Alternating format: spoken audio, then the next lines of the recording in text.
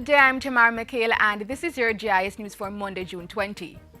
The report of the Commission of Inquiry appointed to inquire into events which occurred in West Kingston and related areas in May 2010 was a major agenda item for today's cabinet meeting.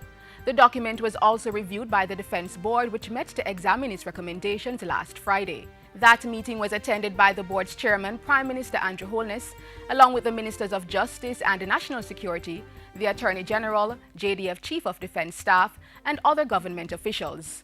A release from the Office of the Prime Minister says the Defense Board considered the findings relating to the JDF, and specifically those in relation to the conduct of officers and the use of mortars during the May 2010 operations.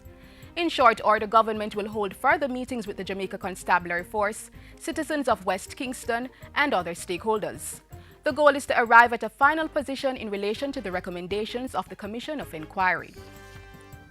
Finance Minister Audley Shaw is leading a government delegation on the annual Investor Non-Deal Roadshow to cities in the United States. The assignment is from June 20 to 24. The team will meet with investment banks, insurance companies, pension and hedge fund managers, and other agents in the capital markets. During those meetings, they will give updates on developments in the country's economy and outline the macroeconomic and fiscal policies for the new budget year. Minister Shaw is accompanied by the Financial Secretary, Bank of Jamaica Governor, and other technocrats in the ministry. Over $33.5 million has been spent to rehabilitate a section of the Osborne Store Primary School in Clarendon. The project was carried out under Phase 3 of the Poverty Reduction Program and funded by the European Union. The Jamaica Social Investment Fund implemented the project, which included repairs to the roof and flooring, installation of electrical and lightning arresters, and putting in partitions for classrooms. Bathrooms were also retrofitted to allow for wheelchair accessibility. This project will deal with the matter of overcrowding, poor physical infrastructure, and more than anything else, dealing and providing with a better environment for learning of the youth. We are particularly proud of the fact that the special mobility needs of children with disabilities who attend this school have been addressed. The rehabilitation will also benefit residents of the community as the area is designated as an emergency shelter. The Agriculture Ministry is seeking private sector partnerships to get more school garden projects up and running. During a tour of Newport for Sun recently, Minister without portfolio in the Agriculture Ministry J.C. Hutchinson said he was targeting 186 school garden projects for this year. These school gardens are one where we want to teach the students what the best practice is in agriculture, and also these school gardens will be for the extension officers as demonstration plots. 500 tertiary level graduates will benefit from the National Youth Service NYS's Graduate Work Experience program this year.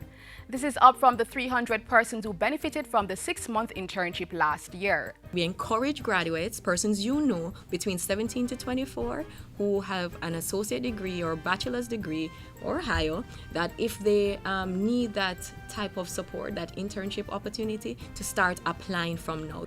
The NYS's Senior Programs Director was addressing a recent JIS think tank. State Minister of Education, Youth and Information Floyd Green was also at the session and pointed out that the program enabled graduates to have relevant work experience that they could place on their resumes. The idea is that our students who have left tertiary institutions, who are now graduates, who hold degrees, will be placed at least for 6 months in a number of institutions across various disciplines. What we have seen is that a number of the entities that we place them with, after they finish their 6-month program, there is a real opportunity for employment. $295 million has been allocated for the NYS's various programs in the 2016-2017 fiscal year. And finally, government is now accepting applications for the Jamaica House Fellowship Program. Qualified candidates are being sought to serve as full-time paid fellows at the Office of the Prime Minister. Prime Minister Andrew Holness announced the program during his recent budget presentation. He said it was designed to provide the government with the services of some of Jamaica's most promising young minds and high-capacity managers. Successful candidates will be working under the direct guidance and supervision of the Chief Technical Director in the Office of the Prime Minister and will be involved in a wide range of high-impact projects. Among other things, applicants must have at least an undergraduate degree and be working in their chosen field. Applications opened today when the program's webpage went live, and the deadline for submission is August 2, 2016. Applications will only be accepted online at the program's webpage. And that's it for JIS News today. I'm Tamara McHale. Thanks for watching.